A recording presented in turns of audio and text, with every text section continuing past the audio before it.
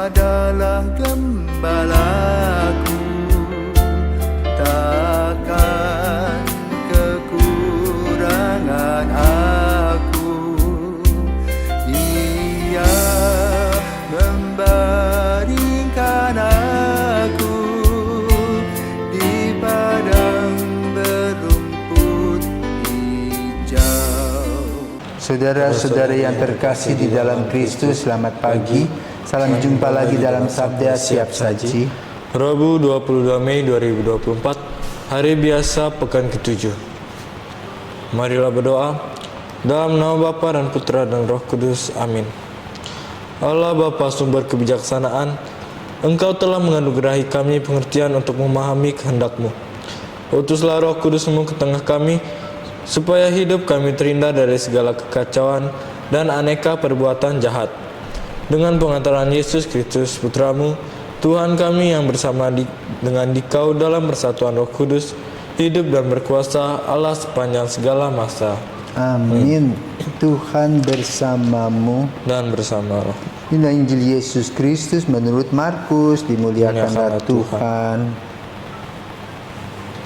Pada suatu hari Yohanes berkata kepada Yesus, "Guru, kami melihat seorang yang bukan pengikut kita mengusir setan demi nama-Mu. Lalu kami cegah orang itu karena ia bukan pengikut kita." Tetapi Yesus berkata, "Janganlah kalian cegah dia, sebab tak seorang pun yang telah mengadakan mujizat demi nama-Ku dapat seketika itu juga mengumpat Aku. Barang siapa tidak melawan kita, ia memihak kita." Demikianlah sabda Tuhan. Terpujilah Kristus. Selamat pagi Romo. Pagi. Pada pagi hari ini Injil diambil dari Injil Markus.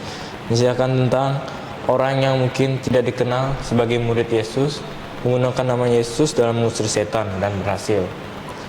Dari Injil hari ini saya mempunyai pertanyaan, Romo. Orang yang bagaimana yang memihak pada Yesus dan bersama kita? Selamat pagi Satria dan para pirsawan. Yesus bijaksana menjawab situasi yang dihadapi. Ya.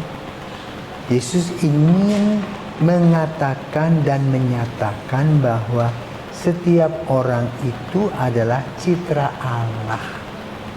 Jadi secara rohani Allah memberikan ruahnya kepada setiap orang. Maka setiap orang juga mempunyai gagasan-gagasan yang baik dan positif, seperti menolong orang, berbelas kasih, bermurah hati, dan semuanya itu tidak dibatasi oleh agama dan imannya, tetapi oleh kepribadiannya.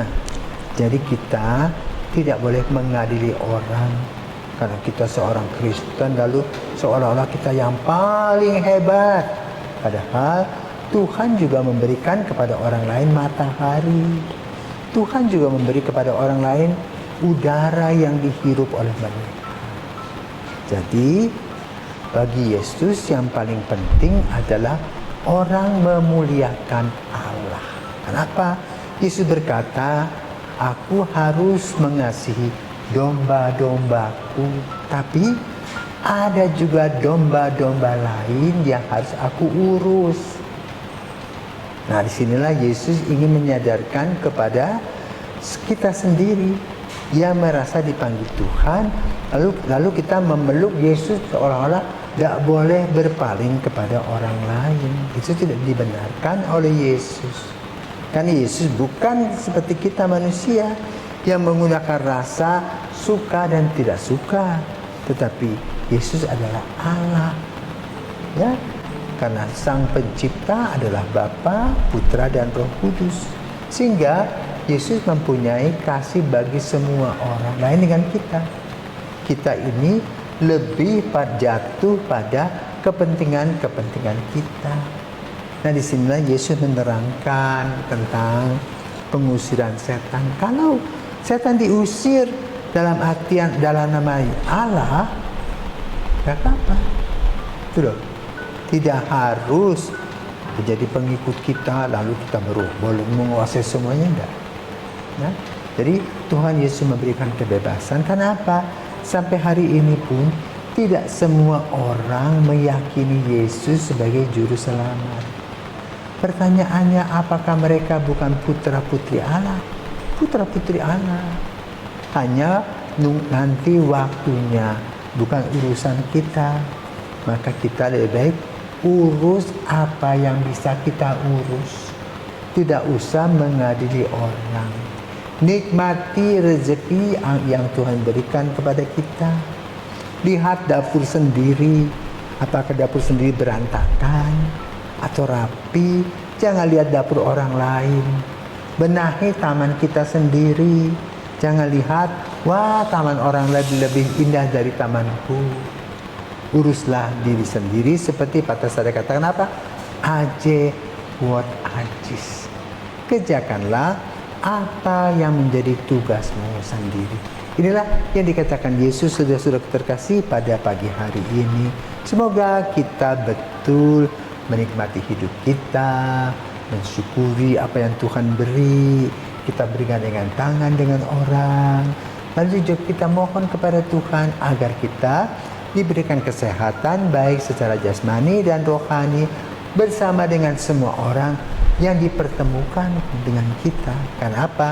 Pertemuan kita dengan orang lain merupakan juga bagian dari perutusan.